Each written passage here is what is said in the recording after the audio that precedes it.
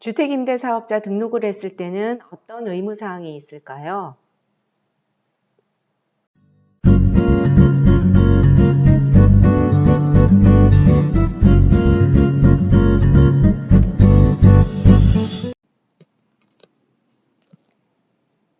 안녕하세요. 은계 행복드림 부동산입니다. 지난 시간에는 제가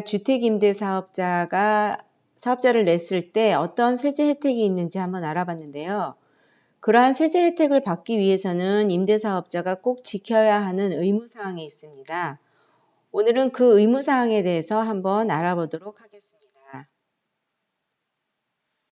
먼저 첫 번째는 임대보증금 보증가입 의무입니다. 이 조항은 2022년 1월 15일부터 시행이 되고 있는데요. 꼭 가입을 해야 하지만 일부 몇 가지 사항에 해당되는 경우에는 가입이 면제된다고 합니다. 첫 번째는 보증금과 채권 체거액의 합이 모두 주택 가격의 60% 이하인 경우인데요. 일부 보증 조건을 만족하고 임차인의 동의 및 임차인이 전입신고와 확정 일자를 모두 마쳤다면 보증가입 의무에서 면제가 된다고 합니다. 두 번째는 보증금이 최우선 변제금 이하인 경우인데요. 이때도 임차인의 동의가 있다면 보증가입 의무에서 면제가 됩니다. 세 번째는 LH나 SH와 임대차 계약을 체결하고 LH나 SH가 보증가입을 한 경우에 해당됩니다. 네 번째는 임차인이 전세보증금 반환 보증에 가입하고 임대사업자가 그 수수료를 전부 지급한 경우인데요. 이때는 이 수수료를 전부 지급했다는 증명이 필요합니다. 위 사항을 위반했을 경우에는 임대보증금의 10% 이하 최대 3천만 원까지 과태료가 부과된다고 합니다. 두 번째는 등기부 등본상 부기등기 의무입니다.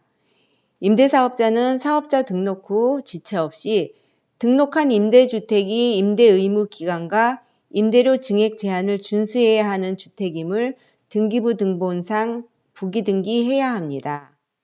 위 사항을 위반했을 경우에는 500만 원 이하의 과태료에 부과됩니다. 세 번째는 임대차 계약 신고 의무입니다. 임대사업자는 임대계약 후 3개월 이내에 임대주택 소재지 관할 시군 구청에 임대료, 임대기간 등 임대차 계약사항을 신고해야 합니다. 이때는 신규 계약뿐만 아니라 재계약, 묵시적 갱신이 된 경우에도 신고를 다시 해야 합니다. 위 사항 위반했을 경우에는 1,000만 원 이하의 과태료가 부과된다고 합니다. 네 번째는 임대료 증액 제한 의무입니다. 임대인이 임대료를 증액하려는 경우 기존 임대료의 5% 범위를 초과할 수 없으며 임대차 계약 또는 임대료 증액이 있은 후 1년 이내에는 임대료를 증액할 수 없습니다. 이때 임대료 5% 범위를 초과할 수 없는 범위는 임대보증금과 월 임대료까지 모두 합천 금액의 5%입니다. 그리고 1년 이내에 새로운 계약을 하더라도 기존에 1년 이내에 임대료를 한번 증액을 했다고 하면은 새로운 계약이라고 하더라도 임대료 증액을 할 수 없습니다. 이 사항을 위반했을 경우에는 3천만 원 이하의 과태료가 부과된다고 합니다. 다섯 번째는 임대 의무 기간 준수 의무입니다. 임대인은 임대 의무 기간 중 등록 임대주택을 임대하지 않거나 이때는 본인 거주도 하면 안 됩니다. 무단으로 양도할 수 없습니다. 즉 증여나 매매 등 소유권 이전을 할 수 없다는 뜻입니다.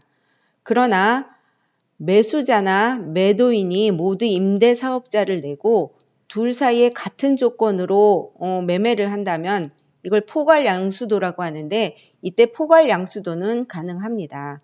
위사항 위반 시 임대주택당 3천만 원 이하의 과태료가 부과됩니다.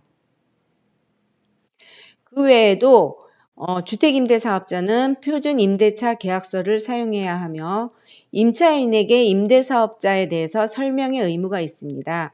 그리고 기존의 임차인이 재계약을 요청했을 경우에는 이를 거절할 수 없습니다. 이러한 의무사항들을 잘 지켰을 때 주택임대사업자는 기존의 세제 혜택을 모두 받을 수 있으므로 잘 숙지하셔서 의무사항을 잘 지키셔야 할 것 같습니다. 오늘은 주택임대사업자의 의무사항에 대해서 한번 알아봤고요.